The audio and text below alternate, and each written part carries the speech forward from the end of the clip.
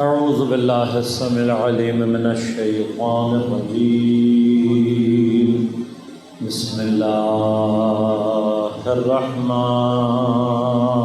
الرحیم الحمد للہ الذی ہدانا لہذا وما كنا لنهتدی لولا ان هدانا اللہ لقد جاءت رسل ربنا بالحق الصلاة والسلام على رسول المسدد المصطفى الأمجد المحمود الأحمد أبي القاسم محمد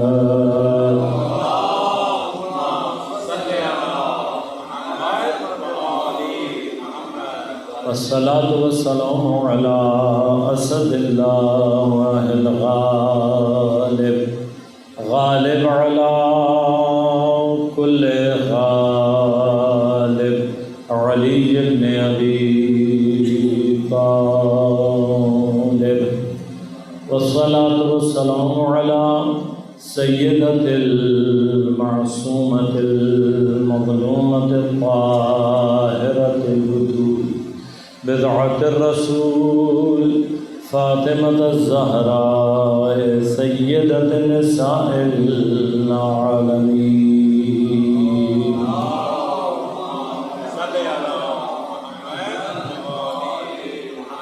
والصلاة والسلام على الحسن المجتبى والحسين المظلوم وأهل بيته الطيبين الطاهرين المعصومين المظلومين المنتجبين المنتخبين لا سيما بقية الله في الأراضين روحي وأرواح العالمين لتراب مقدمه الفداء ولعنة الله على أعدائهم أجمعين أما بعد قال الله تعالى في كتابه الكريم بسم الله الرحمن الرحيم وجعلنا من بين أيديهم سدا ومن خلفهم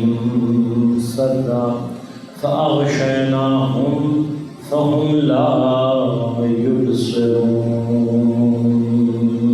صلوات اللهم صل على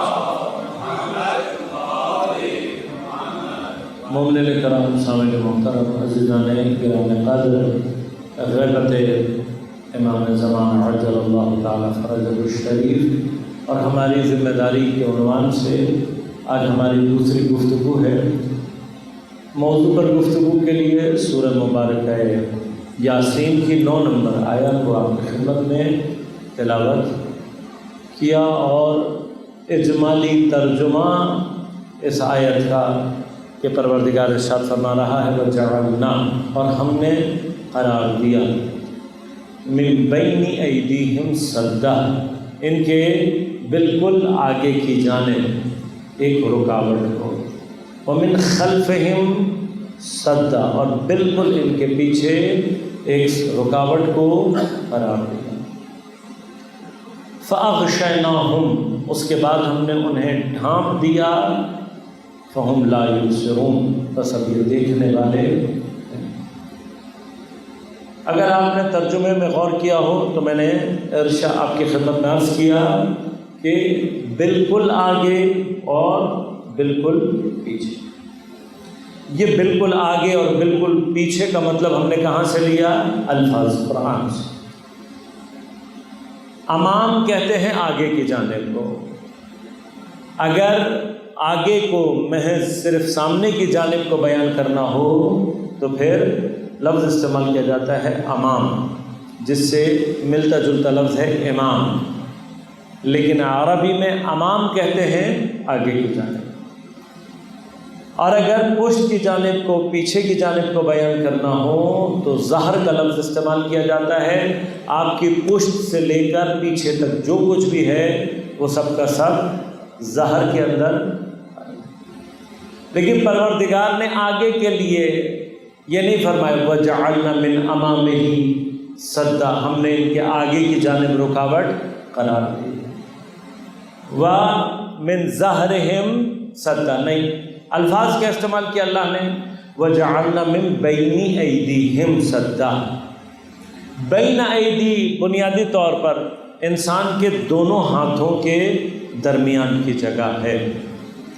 انسان کے آگے سب سے نزدیک ترین مقام وہ ہوتا ہے جو اس کے ہاتھوں کے درمیان میں ہو،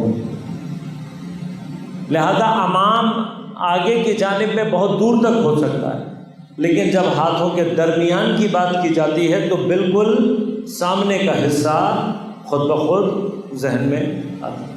اب یہ سامنے کے لیے جب ہم عام طور پر اردو میں بھی کبھی کبھار اس طریقے کا لفظ استعمال کرتے ہیں، کہتے ہیں بھائی ہمارے ہاتھوں کا پلا ہوا ہے، یہ ہاتھوں کا پلا یا ہمارے ہاتھوں میں پلا ہوا، تو مراد یہ نہیں ہوتی کہ آپ کے ہاتھوں میں ہی پلا ہوا ہے، مراد ہمارے سامنے پلا ہوا۔ یہ سامنے کی کیفیت جب بالکل بغیر کسی فاصلے کے ہوگی تو بہترین لفظ کیا ہے؟ من بین ایدیہم، ان کے ہاتھوں کے درمیان۔ یہاں پہ ہاتھوں کے درمیان کی جگہ کیا ہے؟ بالکل سامنے۔ اسی طرح سے من خلفہم، خلف عربی میں وہاں استعمال ہوتا ہے کہ جہاں آگے اور پیچھے دونوں کے درمیان میں کوئی فاصلہ موجود نہ ہو۔ اصل میں جو خلف کا معنی ہے وہ کیا ہے؟ بلا فاصلہ کسی کے پیچھے آنا۔ لہذا اسی معنی سے خدا نے قرآن کریم میں لفظ استعمال کیا ہے اختلاف اللیل والنہار۔ اب عام طور پر بعض مترجمین جو متوجہ نہیں ہوئے انہوں نے اختلاف لیل و نہار سے معنی کیا کیا؟ اختلاف لیل و نہار سے معنی یہ کیا کہ زمین یعنی رات اور دن کے اختلاف جو اردو میں معنی ہے یعنی ڈفرنس کے اندر اللہ کی آیات ہے، نہیں ڈفرنس مراد نہیں ہے۔ اختلاف اللیل والنہار سے کیا مراد ہے؟ ان دونوں کا بلا فاصلہ ایک دوسرے کے آگے پیچھے آنا۔ بنیادی طور پر خلف کیسا پیچھے آنا ہے؟ فرمایا جیسے ہی اصل اپنی جگہ چھوڑے بلا فاصلہ جو اس کے اوپر آئے وہ خلف کہلاتا ہے۔ لہذا اسی اعتبار سے بیٹے کو عربی میں خلف کہا جاتا ہے۔ کیوں؟ جیسے ہی باپ اپنی جگہ چھوڑتا ہے بیٹا خود بخود اس کی جگہ پر موجود ہوتا ہے۔ اسی معنی میں اختلاف اللیل والنہار، جیسے ہی رات اپنی جگہ چھوڑتی ہے دن اس کی جگہ پر موجود ہوتا ہے، جیسے ہی دن اپنی جگہ چھوڑتا ہے رات بلا فاصلہ اس کی جگہ پر موجود ہوتے ہیں۔ اسی اختلاف اللیل والنہار سے اگر لفظ اختلاف کا معنی سمجھ میں آ گیا تو حضرت سید الشہداء نے ولید کے دربار میں جب ان کو بیعت کے لیے یزید کی بلایا گیا، جو خطبہ دیتے ہوئے اپنا تعارف کرایا حضرت نے تو کیا کہا؟ نحن، ہم کون ہیں؟ ہم ہیں اہل بیت النبوہ معدن الرسالہ۔ پھر کیا فرمایا؟ ہم کون ہیں؟ فرمایا ہم ہیں مختلف الملائکہ۔ مختلف الملائکہ یعنی کیا مراد ہے؟ مکان اختلاف ملائکہ۔ اب مکان اختلاف سے مراد یہ نہیں ہے کہ اس مکان میں آ کر ملائکہ کے اندر کوئی ڈفرنس پیدا ہو جاتا ہے، کوئی لڑائی جھگڑے کی صورت پیدا ہو جاتی ہے، نہیں، بلکہ مختلف مکان اختلاف۔ اختلاف کا معنی کیا ہے؟ آنا کسی کے پیچھے اور جانا۔ پس جب کہا ہم مختلف الملائکہ ہیں تو بتایا کہ زمین پر معصوم وہ ہوتا ہے جس کے پاس ایک فرشتہ ابھی آ کر نہیں گیا ہوتا، دوسرا بلا فاصلہ پیچھے کھڑا ہوتا ہے۔ جیسے ہی ایک فرشتہ جگہ چھوڑتا ہے بلا فاصلہ اس کے پیچھے دوسرا فرشتہ موجود ہوتا ہے۔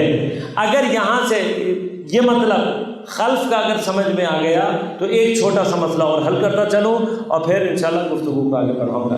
خلف کا معنی کیا ہے؟ خلف کا معنی ہے بلا فاصلہ کسی کے پیچھے آنا، جیسے ہی اصل جگہ چھوڑے بلا فاصلہ۔ اسی لفظ سے لفظ خلیفہ استعمال ہوتا ہے عربی میں۔ خلیفہ کا معنی کیا ہوتا ہے کہ جو اصل کے ہٹتے ہی اس کی جگہ کو لے، اسے کہتے ہیں خلیفہ۔ اب ٹیکنیکلی لفظ خلیفہ میں بلا فصل لگانے کی ضرورت نہیں ہوتی، لیکن مسئلہ کیا ہے غور کیجیے گا۔ خلیفہ اپنے وجود میں کیا ہوتا ہے؟ جیسے ہی اصل اپنی جگہ چھوڑے گا خلیفہ آٹومیٹیکلی اس کی جگہ آ کر لے گا۔ اب یہ جو آٹومیٹیکلی جگہ آ کر لینا ہے، اس کے لیے ضروری کیا ہوتا ہے؟ اگر یہ خلیفہ بننا چاہتا ہے، لفظ خلیفہ کے لیے ضروری کیا ہے؟ اصل میں اور خلیفہ کے درمیان میں فاصلہ نہیں آنا چاہیے، نہ مکان کا فاصلہ آنا چاہیے، نہ زمان کا فاصلہ آنا چاہیے۔ اگر اصل کے ہوتے ہوئے خلیفہ کا تعین نہ ہوا ہو تو اصل کے جانے کے بعد جب آپ کسی خلیفہ کا انتخاب کر رہے ہوں گے تو کم از کم زمانی فاصلہ خود بخود آ جائے گا۔ جیسے ہی یہ زمانی فاصلہ آئے گا خلافت کا جو عنوان ہے وہ خود بخود ختم ہو جائے گا۔ بس اگر آپ کسی کے لیے بھی خلیفہ کا عنوان کسی کے ساتھ مقرر کرنا چاہتے ہیں تو اس خلیفہ کا اپنے اصل سے نہ مکانی فاصلہ ہونا چاہیے نہ زمانی فاصلہ۔ اب یہ کام کیسے ہو سکتا ہے؟ یہ صرف اس وقت ہوتا ہے جب اصل کی زندگی میں ہی خلیفہ کا انتخاب ہو جائے، اصل کی زندگی میں ہی خلیفہ کا تعین ہو جائے۔ جب خلیفہ کا تعین ہوا ہوگا تو کیا ہوگا؟ اصل جیسے ہی جگہ چھوڑے گا بلا فاصلہ خود بخود خلیفہ اس کی جگہ پر آ جائے، آٹومیٹک سسٹم ہے۔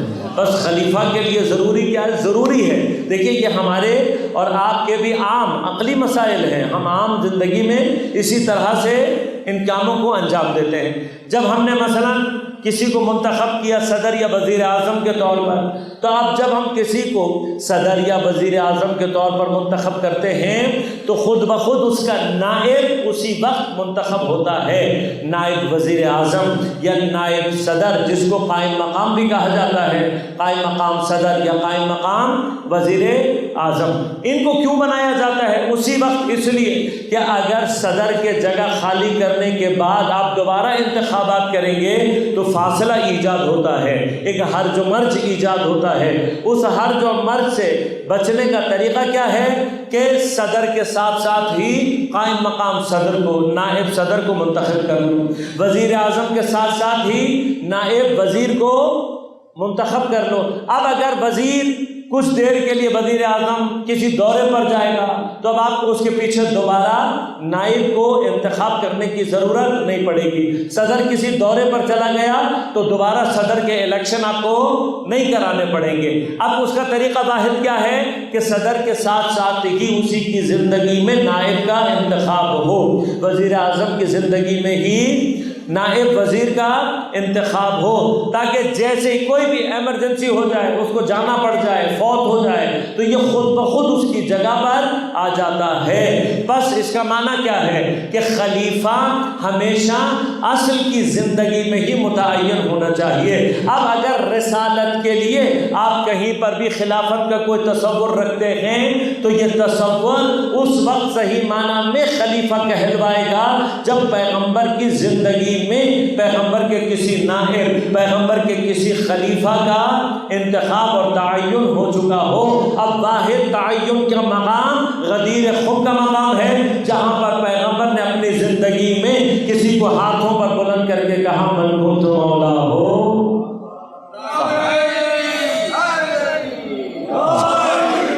اب خلیفہ تو حضرت کو کئی دفعہ اناؤنس کر چکے، جب جا رہے ہیں غزوہ تبوک پر تو کیا کہہ کر گئے؟ یا علی تم نہیں جاؤ گے، تم میرے پیچھے یہاں پر رہو گے، اور یا علی تم منافقوں کی باتوں سے پریشان نہ ہو، انت منی بمنزلت ہارون من موسیٰ، اے میرے بھائی تمہیں مجھ سے وہی نسبت ہے جو جناب ہارون کو موسیٰ دی، الا انہ لا نبی بعدی، مگر یہ کہ میرے بعد کوئی نبی نہیں آئے گا۔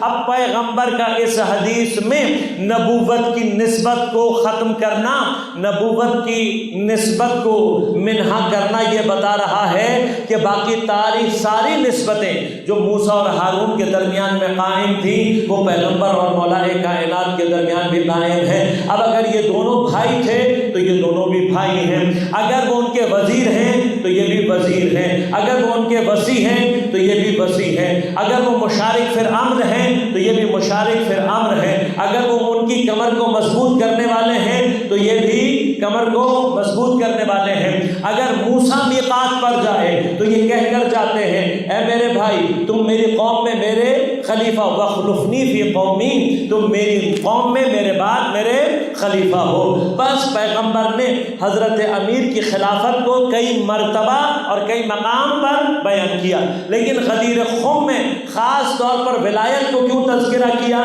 اس لیے کہ پیغمبر لفظاً بھی یہ بتانا چاہتے تھے کہ جو ولایت کا اسٹیٹس میرے پاس ہے، میرے بعد میرے خلیفہ کے پاس ولایت کا وہی اسٹیٹس ہونا چاہیے۔ اب آپ غور کیجئے، جب ہم کسی کو نائب بناتے ہیں تو اب نائب کا کام یہ نہیں ہوتا نائب وزیر یا نائب صدر اس انتظار میں نہیں ہوتا کہ جب صدر صاحب کہیں جائیں گے تو میں دوڑ کر جا کر ان کی کرسی پر بیٹھ جاؤں گا۔ وزیر اعظم صاحب جیسے ہی کسی دورے پہ نکلیں گے تو میں بھاگ کر اگلے دن جا کر ان کی کرسی پر بیٹھ جاؤں گا۔ یعنی کیا؟ کرسی پر بیٹھنے سے نائب نہیں بنتا۔ اصل کی اگر کرسی پر بیٹھ جائے، کرسی پر بیٹھنے سے نائب نہیں بنتا۔ اصل نیابت کیا ہے؟ اصل نیابت اس اتھارٹی کی ہے جو کہ اصل کے پاس ہوتی ہے۔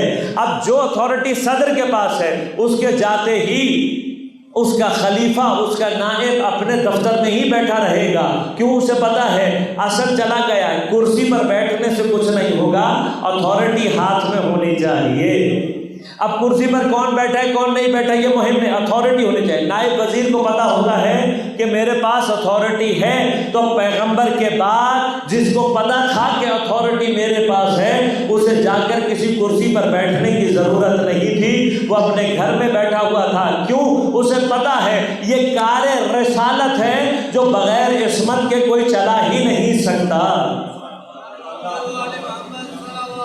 اللہم صلی اللہ علیہ وسلم۔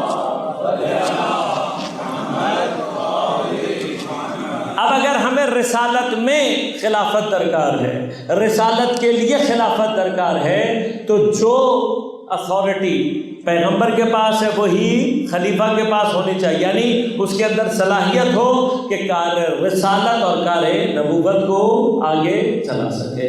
لہذا خلیفہ کی بحث میں اب جب ہم بلا فصل لگاتے ہیں تو اس کی وجہ صرف اتنی سی ہے کہ ہمیں معلوم ہے بہت سارے لوگوں کو چونکہ خلیفہ کا لغوی معنی بھی سمجھ میں نہیں آیا ہے، تو اس لیے ہم سمجھانے کے لیے، جیسے توحید کی بحث میں لوگ جو عدل کا معنی کرتے ہیں وہ عادل پروردگار کے شایان شان نہیں ہے، وہ عادل اصل توحید کی بنیادوں کو ہلا دیتا ہے۔ لہذا ہم نے مجبوراً اپنے اصول دین میں توحید کے بعد عدل کا اضافہ اس لیے کیا تاکہ ہم دنیا کو بتا سکیں کہ تمہاری توحید بھی الگ ہے، تمہاری عدالت کا کانسیپٹ بھی الگ ہے۔ وہ توحید اور عدالت جو پیغمبر نے قرآن میں اور ان کے بعد ان کی اطرت نے بتائی وہ توحید بھی الگ ہے اور وہ عدالت بھی الگ ہے۔ لہٰذا یہ جو بلا فصل کا ہم اپنے امیر المؤمنین کے ساتھ لگاتے ہیں وہ اس لیے ہے تاکہ لوگوں کو متوجہ کیا جائے خلافت صرف وہاں آتی ہے جہاں فاصلہ نہ ہو، اور میں نے عرض کیا یہ فاصلہ وہاں ختم ہوتا ہے جب خلیفہ کا تعین اصل کی زندگی میں ہو جائے۔ اب خدا کہہ رہے ہیں من خلفہم صدا، یعنی کیا؟ بالکل پیچھے کی جانب ایک رکاوٹ کو ہم نے قرار دی۔ من بین ایدیہم صدا، ان کے بالکل سامنے کی جانب رکاوٹ کو قرار دیا۔ جب اللہ اتنے نزدیک رکاوٹیں کھڑی کر دے فَأَغْشَيْنَاهُمْ، اس کے بعد ہم نے ان کو ڈھانپ بھی دیا، تو پھر دیکھنے کا کوئی تصور باقی رہ جاتا ہے؟ اتنے آگے بھی رکاوٹ، اتنے پیچھے بھی رکاوٹ، اور پھر اوپر سے خدا ڈھانپ دے تو دیکھنے کا کوئی تصور باقی نہیں ہے۔ لیکن اب یہاں خدا کیا کہنا چاہتا ہے، ایک لغت کی بحث آپ کی خدمت میں پیش کروں گا، زیادہ تفصیل میں نہیں جاؤں گا، لیکن وہاں سے دو اہم مطلب چونکہ میں نے اخذ کرنے ہیں، وہ میری گفتگو کی بنیاد ہوگی انشاءاللہ۔ اسی سے آگے مطلب آپ کی خدمت میں، غیبت کو سمجھنے کے لیے بھی یہاں پر الفاظ کی اس بحث کو سمجھنا ضروری ہے۔ دیکھیے، عربی میں دیکھنے کے لیے 4 مادے استعمال کیے جاتے ہیں، تقریباً ان میں سے بعض اردو میں بھی کسی نہ کسی معنی میں استعمال، کسی نہ کسی مشتق کے ساتھ استعمال کیے جاتے ہیں۔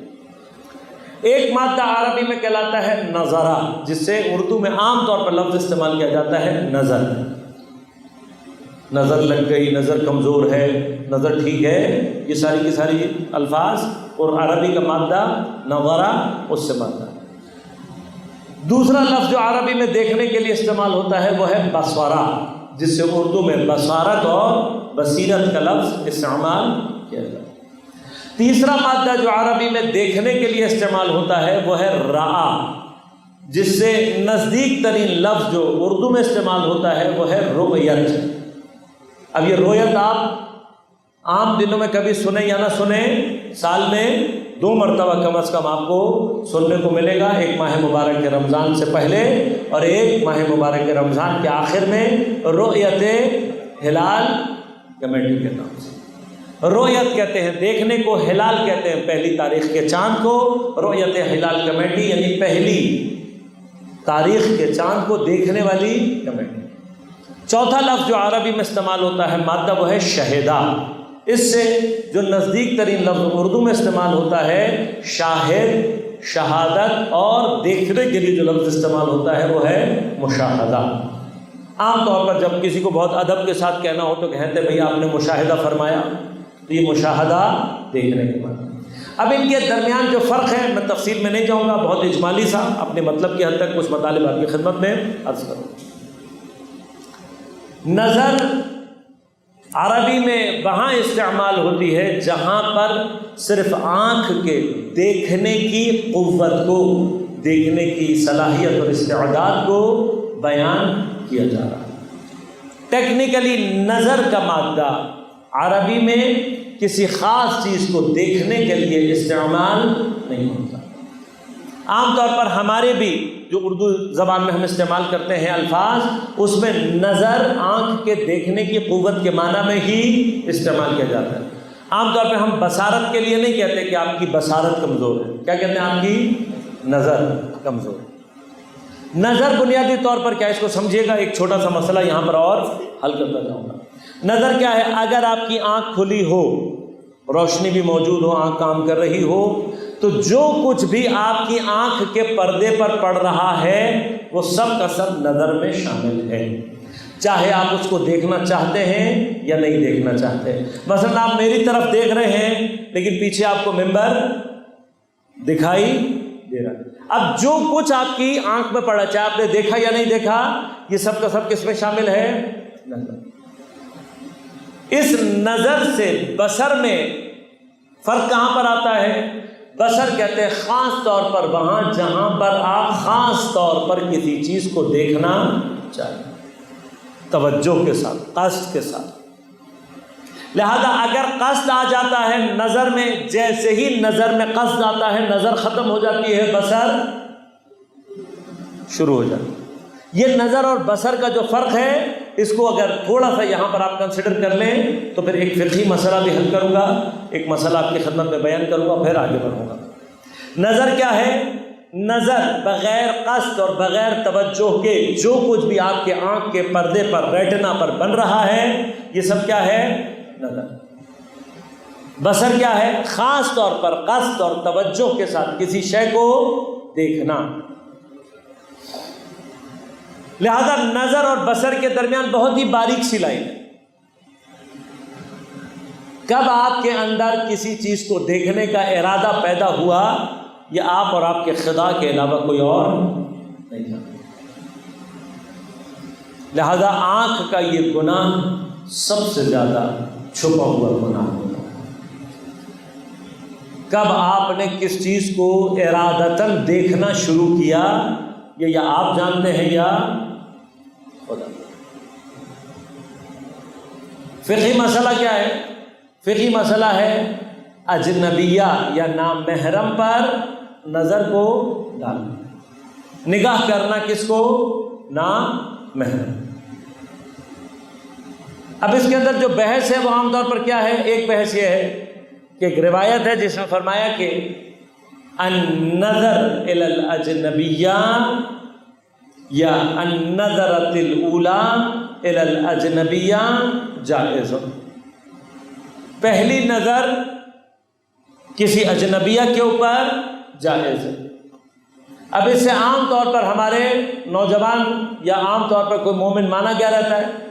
وہ مانا یہ لیتا ہے کہ اگر خدا نخواستہ کسی نامحرم پہ نگاہ پڑ گئی تو وہ آنکھ اپنی وہیں پہ روک کے رکھو، یہ پہلی نظر چل رہی ہے، یہ جائز ہے، جبکہ یہ کلام معصوم ہے، اس کو سمجھنے کی ضرورت ہے۔ فرمایا النظرۃ الاولی، نہیں فرمایا بصرۃ الاولی۔ پہلی نظر کا ہے، پہلی بصارت نہیں کہا۔ نظر اور بصر میں کیا فرق ہے؟ نظر اور بصر میں یہ فرق ہے، یعنی کیا؟ مثلا آپ کسی پریشانی میں ہیں، آپ کسی خیال میں ڈوبے ہوئے ہیں اور آپ کو اصلاً توجہ ہی نہیں ہے، آپ ایسے ہی کسی طرف دیکھتے ہیں اور اپنے خیالوں میں گم ہیں۔ 1000 اجنبی ابھی اگر آپ کے سامنے سے، 1000 نامحرم بھی آپ کے سامنے سے گزر جائے، اس میں کوئی حرج نہیں، لیکن گزرتے گزرتے جیسے ہی آپ کی آنکھ میں قصد کا کیفیت آئی، جہاں آپ نے کسی اجنبیہ کو دیکھنے کا قصد کیا، وہیں سے نظر ختم ہو جاتی ہے، بصر۔ لہذا نظرۃ الاولی سے مراد یہ نہیں ہے۔ اب غور کیجیے گا، اگر دور سے کوئی مثلا خاتون آ رہی ہے، چادر ہلی دور سے، یا کوئی ایسی چیز محسوس ہوئی کہ کوئی خاتون آ رہی ہے، اور میں نے گناہ کی نیت سے، لذت کی نیت سے، نامحرم کو دیکھنے کی نیت سے اس کے اوپر نظر کی، تو اب یہ نظر نہیں ہے، یہ کیا ہے؟ از ابتدا بصر، اس سے ایک سٹیپ اور آگے۔ اب کیا ہوا؟ فرض کریں کہ جب وہ نزدیک آئی تو پتہ لگا نامحرم نہیں ہے، اپنی ہی والدہ ہے، اپنی ہی بہن ہے، اپنی ہی بیوی ہے، اپنی ہی بیٹی ہے، اور اب میں نے کہا اللہ تیرا شکر ہے تو نے مجھے بتا دیا۔ نہیں عزیزان، ایسا بھی نہیں ہوگا۔ کیوں؟ اس لیے کہ جو جرأت پر گناہ آپ نے کی ہے، اس کا گناہ اصل گناہ کے انجام دینے سے ہی جیسا ہے۔ یہاں پر تجری کی پوری بحث ہے علم اصول میں، جس کو علماء نے بیان کیا ہے کہ اگر کوئی جان بوجھ کر جرأت پر گناہ کرتا ہے، یہ جرأت پر گناہ کرنا بھی کیا ہے؟ اسی طرح سے حرام ہے جیسے خود گناہ کو انجام دینا۔ تم نے تو کوشش کر لی تھی، اب اگر وہ نامحرم نہ نکلی تو اس میں تمہارا کوئی کمال۔ لہذا اب غور کیجیے گا، یہ نظر آخری مرحلہ عرض کروں گا کیونکہ یہ خاص طور پہ میری بحث سے مربوط ہے۔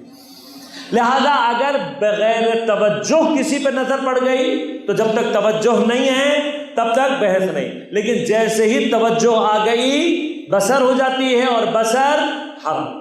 از اول اگر کسی نامحرم کو دیکھنے کے ارادے سے نظر اٹھائی یعنی بصر کی ہے تو کیا ہوگی؟ حرام۔ اب یہ جو نگاہ حرام ہے، اس کے لیے روایات نے کیا کہا کہ یہ نظر، یہ حرام نگاہ سہام من سہام شیطان، یہ شیطان کے تیروں میں سے ایک تیر ہے۔ یہ نظر تیر ہے، یعنی کیا؟ یہ جو آنکھ سے لے کر وہاں تک گئی ہے، یہ کیا ہے؟ تیر ہے۔ کس کا تیر ہے؟ شیطان۔ یہ تیر شیطان چلاتا کیسے ہے؟ کمان کیا ہوتی ہے؟ کمان بندے کی آنکھ ہوتی ہے، اس آنکھ سے تیر کو چھوڑ لگتا کہاں جا کر ہے؟ اس تیر کا نشانہ کون ہوتا ہے؟ اس تیر کا نشانہ نامحرم نہیں ہے، یہاں سے وہاں تک تو تیر ہے، جیسے ہی نامحرم پہ پہنچی آنکھ، قصد لذت اور نیت اور حرام سے یہ تیر بن گئی۔ چلی کہاں سے؟ آنکھ کی اس کمان سے۔ چلائی کس نے؟ شیطان۔ تو شیطان کا تیر چلانے کا ہدف کیا ہے؟ کہاں مارنا چاہتا ہے؟ یہ یاد رکھیے گا، شیطان ہماری طرف فالتو نہیں ہے، بہت بزی پرسنالٹی ہے۔ کبھی موقع رہا انشاءاللہ اور شیطان شناسی پر آپ سے گفتگو کی تو وہاں تفصیل سے آپ کی خدمت میں عرض کروں گا کہ شیطان کیا ہے، کرتا کیا ہے، کیسے کرتا ہے۔ پھر وہاں یہ بھی عرض کروں گا کہ شیطان صرف جن نہیں ہوتے، بلکہ قرآن نے وضاحت کے ساتھ کیا کہا ہے، شیطان جن بھی ہو سکتا ہے، انسان بھی ہو سکتا ہے، شیطان ہوتا ہے۔ مثلا ایک شیطان کون ہے؟ خناس، الذی یوسوس فی صدور الناس من الجنۃ والناس۔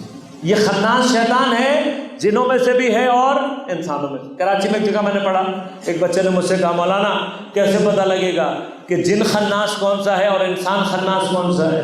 میں نے کہا اگر آپ تنہائی میں بیٹھے ہو اور کوئی آپ کے پاس موجود نہ ہو، تنہائی میں بیٹھے بیٹھے آپ کے دل میں آپ کے کسی برادر مومن کی نسبت وسوسہ آنے لگ جائے کہ پتہ نہیں اس نے کیا کیا ہوگا، کیسے کر دیا ہوگا فلاں فلاں، تو سمجھ لو کہ یہ خناس شیطان جن ہے۔ لیکن اگر یہی وسوسہ کسی آنے والے کی وجہ سے ہو، کوئی آپ کے پاس آئے اور کسی مومن کے متعلق بات کر کے جائے ایسی کہ اس کے جانے کے بعد آپ کے دل میں وسوسہ پیدا ہو جائے، تو سمجھ لینا کہ وہ خناس وہ انسان تھا جو آپ کے پاس آ کر گیا۔ اب یہ ضروری نہیں ہے کہ ہم یہ خناس کہیں اور تلاش کر رہے ہوں۔ بعض اوقات اگر میں کسی مومن کے متعلق کسی کے دل میں وسوسہ پیدا کرنے کا باعث بن رہا ہوں تو مجھے کسی اور جگہ تلاش کرنے کی ضرورت نہیں ہے، وہ خناس میں خود۔ تب یہ اپنی جگہ بحث ہے کہ جن شیطان زیادہ خطرناک ہوتا ہے یا انسان شیطان زیادہ خطرناک ہوتا ہے۔ تو انشاءاللہ موضوع رہا، تفصیل سے آپ کی خدمت میں شیطان شناسی پر بحث کروں گا، تو تفصیل سے مطالب آپ کی خدمت میں بیان کروں گا۔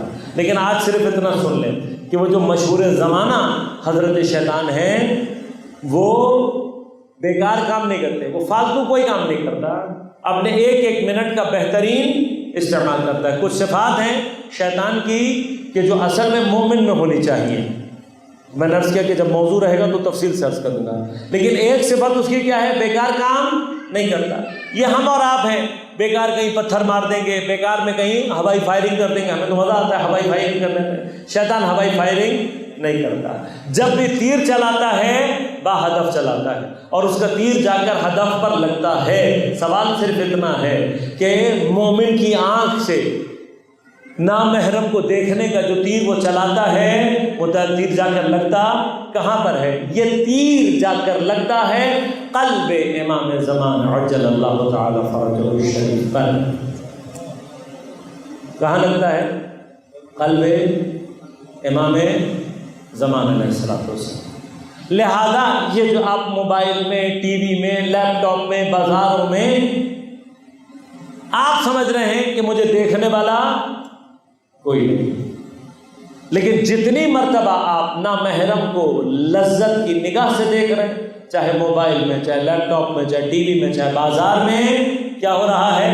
ہر دفعہ آپ کی آنکھ سے ایک تیر چلتا ہے اور جا کر لگتا کہاں ہے؟ قلب امام زمان علیہ السلام۔ تب کبھی سوچئے گا کہ آج تک تیروں سے سب سے زیادہ زخمی کون ہوا ہوگا؟ تھوڑا سا ہمیں اور آپ کو سوچنے کی ضرورت ہے۔ آئندہ خاص طور پہ میرے نوجوان ساتھی یہ موبائل، ٹیبلٹ وغیرہ، کمپیوٹر وغیرہ یہ استعمال کرتے ہوئے سوچنا، خیال رکھنا کہ ایسا نہ ہو میری غفلت میں تو کچھ گھنٹے موبائل استعمال کر کے فارغ ہو جاؤں، لیکن جب میں فارغ ہوں تو صرف میری وجہ سے ہی سینکڑوں تیر امام کے قلب میں پیوست ہو چکے۔ لہذا یہ جو پاکیزہ چہرے مجھے بعض بچوں کے نظر آ رہے ہیں، یہ یاد رکھنا تمہاری عفت، تمہاری حیا زمانے کے امام کی سب سے بڑی قوت ہوتی ہے۔ جتنی اپنی عفت اور حیا کا خیال رکھو گے، یہ سمجھ لو کہ اپنے زمانے کے امام کی اتنی ہی زیادہ حفاظت کرو گے۔ اور پھر اس کے آگے یہ سوچنا کہ جو اپنے زمانے کے امام کو آنکھ کے تیر سے بچا نہیں سکتا، کیا اس کے اندر یہ صلاحیت پیدا ہو سکتی ہے کہ اس کے زمانے کا امام نماز پڑھ رہا ہو اور وہ اس کے سامنے کھڑے ہو کر اپنے بدن کے اوپر تیر لے سکے؟ تو جو اپنی آنکھ کے تیر سے امام کو نہیں بچا سکتا وہ یہ صلاحیت پیدا نہیں کر سکتا۔ لہذا اصحاب امام میں اگر شمار ہونا ہے، ایک راستہ کیا ہے؟ اپنی آنکھوں کی، اپنی عفت اور اپنی حیا کی حفاظت کرنا سیکھیں۔ یہ نظر اور بصر میں فرق ہے، دونوں کا تعلق اس آنکھ سے ہے۔ رؤیت اور مشاہدہ، میں تفصیل میں نہیں جاؤں گا، صرف اشارہ کروں، ان دونوں کا تعلق ماورائے بدن، ماورائے آنکھ، بیونڈ آپ کی جو فزیکل آئی ہے اس کے دیکھنے سے بھی تعلق ہے، رؤیت کا اور مشاہدہ۔ لہذا جب انسان خواب دیکھتا ہے تو خواب میں اس کو چیزیں دکھائی دیتی ہیں یا نہیں دکھائی دیتی ہیں؟ کیا اس آنکھ سے دیکھتا ہے؟ نہیں، اس آنکھ سے نہیں دیکھتا ہے، لیکن دکھائی دے رہا ہوتا ہے یا نہیں دکھائی دے رہا ہوتا ہے۔ یہ دیکھنا جو آپ خواب میں دیکھتے ہیں، عربی میں نہ نظر سے کہہ سکتے ہیں بیان، نہ بصر سے۔ وہاں پر اگر آپ نے خواب میں دیکھی ہوئی چیز کو بیان کریں گے تو کہیں گے رأیتو۔ لہذا حضرت یوسف نے جب اپنا خواب سنایا تو کیا کہا؟ یا ابتی رأیت احد عشر کوکبا والشمس والقمر رأیتہم لی ساجدین۔ بابا میں نے دیکھا 11 ستاروں، سورج اور چاند کو میں نے دیکھا کہ وہ مجھے کیا کر رہے تھے؟ سجدہ۔ یہاں پہ رأیتو کا مادہ استعمال کیا، یعنی خواب میں دیکھا۔ اس سے آگے کا مرحلہ مشاہدے کا ہے۔ مشاہدہ عام طور پر اس دیکھنے یا اس آبزرویشن کے لیے استعمال ہوتا ہے جو آنکھ کی سرحد سے نکل جاتا ہے اور روح کے عمیق ترین مقامات پر جا کر روح جب چیزوں کو ایکسپیرینس کر رہی ہوتی ہے تو پھر وہاں پر مشاہدات شروع ہوتے ہیں۔ لہٰذا جب روح کسی ایسے مقام پر جا کر آبزرویشن کر رہی ہوتی ہے تو اس کے لیے جو لفظ ٹیکنیکل استعمال کیا جاتا ہے وہ شہود کا لفظ ہے۔ منزل شہود، منزل شہود میں کیا ہوتا ہے؟ آنکھ کا دیکھنا تو نہیں ہوتا، حتیٰ وہ دیکھنا بھی نہیں ہوتا جو خواب کی کیفیت ہوتی ہے، بلکہ شہود کی کیفیت حتیٰ خواب سے بھی زیادہ پروفاؤنڈ اور اس سے زیادہ آگے اور عمیق ہوتی ہے، جو روح کی گہرائیوں سے انسان مشاہدات کرتا ہے۔ موضوع انشاءاللہ یہ اپنی جگہ ایک مفصل ہے، اس کے لیے تفصیلی بحث درکار ہے۔ نظر اور بصر کی جو بحث میں نے آپ کی خدمت میں عرض کی، یہ میرے کام کی ہے، یہیں سے مطلب آپ کی خدمت میں عرض کروں گا۔ اب غور کیجیے گا، جب خدا نے یہ کہا فَهُمْ لَا يُبْصِرُونَ، یہ دیکھنے والے نہیں ہیں، تو خدا نے یہ نہیں کہا وَهُمْ لَا يَنظُرُونَ۔ نظر کا مادہ اللہ نے استعمال نہیں کیا، بلکہ کون سا مادہ استعمال کیا؟ بصر کا۔ اس کا معنی کیا ہے؟ اس کا معنی یہ ہے کہ اللہ نے جو رکاوٹ کھڑی کی ہے ان کے آگے کی جانب، ان کے پیچھے کی جانب، اس رکاوٹ نے ان کی نظر کو ظاہر نہیں کیا ہے، ان کی آنکھ کی اور دیکھنے کی قوت کو ختم نہیں کیا ہے، بلکہ جس چیز کو یہ رکاوٹ ختم کرتی ہے وہ کیا ہے؟ وہ قوت بصارت ہے، یعنی توجہ کے ساتھ دیکھنے والی چیز۔ اب غور کیجیے گا، عام طور پہ کیا ہوتا ہے، ہم اگر چلتے ہوئے انسان کسی چیز سے ٹکرا جائے تو آپ کیا کہتے ہیں اسے؟ آپ کہتے ہیں تمہیں اندھے ہو، دکھائی نہیں دے رہا۔ اب دکھائی تو اس کو دے رہا ہے، آنکھ تو اس کی کام کر رہی ہے، لیکن جب آپ یہ کہتے ہو دکھائی نہیں دے رہا تو یہاں پر مراد آنکھ کی قوت والا نہیں ہوتا، بلکہ کون سا؟ بصارت کے معنی میں ہوتا ہے۔ کسی کو چیز سامنے پڑی ہوئی دکھائی نہ دے رہی ہو، اس کا معنی کیا ہوتا ہے؟ اس کی غفلت کی وجہ سے، عدم توجہ کی وجہ سے جو کیفیت اس کے اوپر طاری ہوتی ہے وہ عدم بصارت کی کیفیت اور عدم بصیرت کی کیفیت اس کے اندر ایجاد کرتی ہے۔ لہذا اس آیت میں پروردگار جو فرما رہا ہے فَهُمْ لَا يُبْصِرُونَ، اس سے مراد یہ ہے کہ پروردگار ان کو آنکھ کا اندھا نہیں بناتا بلکہ ان لوگوں کو دلوں کا اندھا بنا دیتا ہے۔ اب بصیرت اپنی جگہ پر خود ایک مفصل موضوع ہے، لیکن اشارہ کر دوں کہ قرآن نے تقریباً کسی بھی مقام پر آنکھ کے اندھے کے لیے لفظ اندھا استعمال نہیں کیا۔ شاید کوئی ایک مقام ایسا ہے کہ جہاں پر اللہ نے آنکھ کے اندھے کے لیے لفظ اندھا استعمال کیا ہو، وہ بھی شاید کیوں ہے؟ اس لیے کہ وہ آیت کے شان نزول میں جس شخص کا ذکر کیا جا رہا ہوتا ہے اس کے لیے لفظ اعمیٰ استعمال، خود اندھا تھا، فزیکلی اندھا تھا، نابینا تھا، لیکن علماء وہاں پر بھی یہ کہتے ہیں کہ اللہ نے جو لفظ اعمیٰ وہاں پر استعمال کیا تھا وہ اس کی فزیکل کنڈیشن کو بیان کرنے کے لیے نہیں کہا تھا، بلکہ اس کے قلب کی کنڈیشن کو بیان کرنے کے لیے کہا تھا۔ اور پیغمبر کو یہ کہا تھا کہ جب تمہارے پاس نابینا یا اندھا آیا ہے تو مراد آنکھ کا اندھا نہیں تھا، مراد کون سا اندھا تھا؟ دل کا اندھا، یعنی تمہارے پاس آیا تھا بصیرت لینے کے لیے۔ تمہارے پاس آیا تھا کون؟ وہ شخص کہ جو فاقد بصیرت تھا، اور تمہارے پاس تذکر۔ یہ تذکر وہی ایک چیز ہے کہ اب تذکر آنکھ کے اندھے کو فائدہ نہیں دیتا، تذکر فائدہ دیتا ہے دل کے اندھے کے لیے۔ لہذا قرآن میں جہاں کہیں پر بھی اللہ نے دل کے اندھے کو ذکر کیا ہے، اندھے کا لفظ استعمال کیا ہے، وہاں پر مراد دل کا اندھا ہے، آنکھوں کا اندھا نہیں ہے۔ لہذا قرآن نے بہت واضح طور پر کہا کہ یہ جو آنکھیں ہیں یہ اندھی نہیں ہوتی، ولیکن تعمیٰ، جو چیز اندھی ہوتی ہے وہ کیا؟ القلوب التی فی صدور، جو دل جو سینوں کے اندر ہے وہ دل ہیں جو کہ کیا ہو جاتے ہیں؟ اندھے ہو جاتے ہیں۔ اب جب دل اندھا ہو جاتا ہے تو کیا ہوتا ہے؟ انسان کے اندر غفلت ایجاد ہوتی ہے۔ یہ غفلت باعث بنتی ہے کہ چیز سامنے پڑی ہو تب بھی اسے دکھائی نہیں دیتی۔ بس اب یاد رکھیے گا، قرآن نے ایک مقام ہمیں ایسا سمجھا دیا کہ جہاں پر کوئی چیز کسی کی آنکھوں سے غائب ہو رہی ہے، اس لیے نہیں کہ وہ نابینا ہو گیا ہے، اس لیے نہیں کہ اس کی آنکھیں کام نہیں کر رہی، بلکہ وہ چیز اس کے لیے غائب ہے۔ کیوں؟ اس لیے کہ اس کے اوپر فراموشی نے، اس کے اوپر غفلت نے اتنا غلبہ کر لیا ہے کہ اب وہ عدم توجہ اور عدم بصیرت کی وجہ سے سامنے موجود چیز کو پہچان نہیں پا رہا ہوتا۔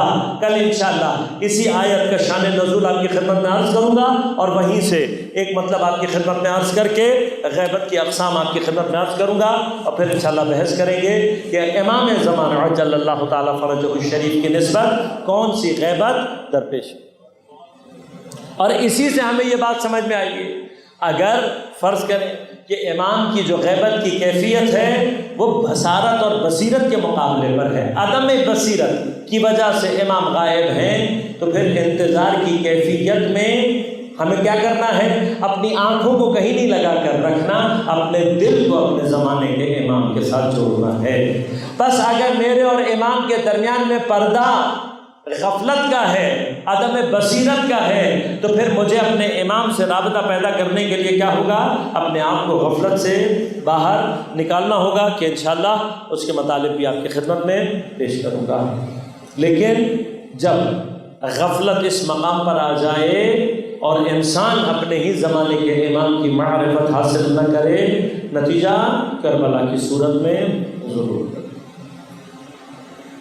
ایک بڑی تعداد ہے جس کی عدم بصیرت باعث بن رہی ہے کہ سید الشہداء، پیغمبر کی اولاد، پیغمبر کے خانوادے سمیت کربلا کی سرزمین پر تنہا قلب ہے۔ ظلم یہ ہے کہ ان ملعونوں نے اپنے مقتولین کے جنازوں کو یا دفنا دیا، یہ جو اپنے ساتھ لے جانا چاہتے تھے وہ اپنے مقتولین کے جنازے اٹھا کر لے، اور اگر مقتل میں کچھ جنازے چھوڑ دیے گئے تو پیغمبر کی اولاد اور ان کے ساتھیوں کے جنازے۔ 2 دن تک کربلا کے اندر یہ جنازے اسی کیفیت کے ساتھ بے گور و کفن پڑے۔ زہرا کا بیٹا ہے جو 2 دن سے بے غسل و کفن شدید ترین دھوپ میں،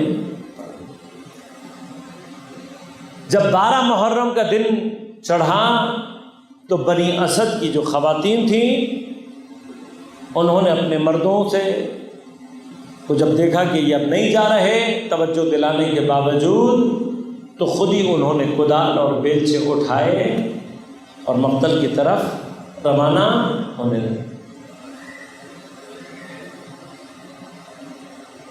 امام حسین کی غربت اور مظلومیت کو سمجھنے کا ایک مقام ہے۔ مولانا قبلہ موجود ہے، مجھ سے زیادہ فاضل اور عالم ہے، یہ جانتے ہیں شریعت میں خاتون کے لیے مردے کو دفن کرنا جائز نہیں، خاتون کے لیے جائز نہیں۔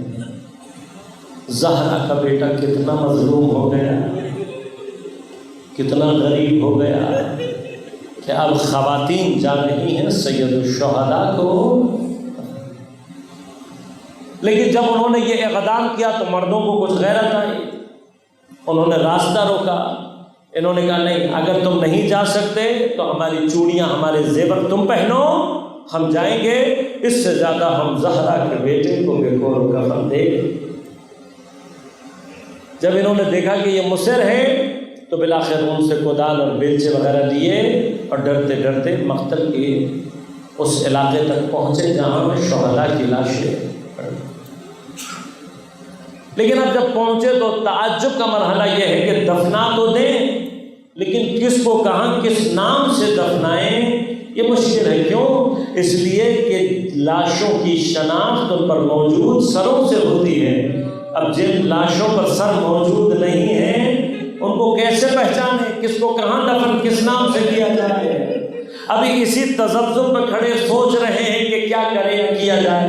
ایک مرتبہ دیکھا کوفہ کی جانب سے غبار اڑتا چلا آ رہا، یہ سمجھے کہ شاید ہمارے ساتھ یا ابن زیاد کا کوئی جاسوس ہوگا۔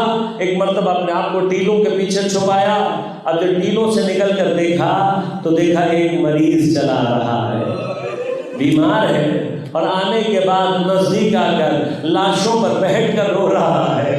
کسی لاش پر بیٹھ کر رو کر کہتا ہائے میرا بھائی علی اکبر، کسی پر رو کر کہتا ہائے میرا بھائی قاسم، کسی پر رو کر کہتا ہائے میرا بھائی محمد، ہائے میرا بھائی کون۔ تو انہوں نے جانا کہ یہ جاسوس نہیں ہے، لہٰذا ہمت کر کے آئے، آ کر سلام کر کے پوچھا، کہا بھائی تم کون ہو، ان لاشوں سے تمہارا رابطہ کیا ہے؟ حضرت کی آنکھوں سے آنسو جاری ہوئے، رو کر کہتے ہیں ان تمام مظلوموں کا اکیلا وارث میں ہوں، علی ابن الحسین زین العابدین ہوں۔ یہ سننا تھا۔ بنی اسد کے لوگوں نے حضرت کو پرسہ دیا، حضرت نے پرسے کو قبول کیا۔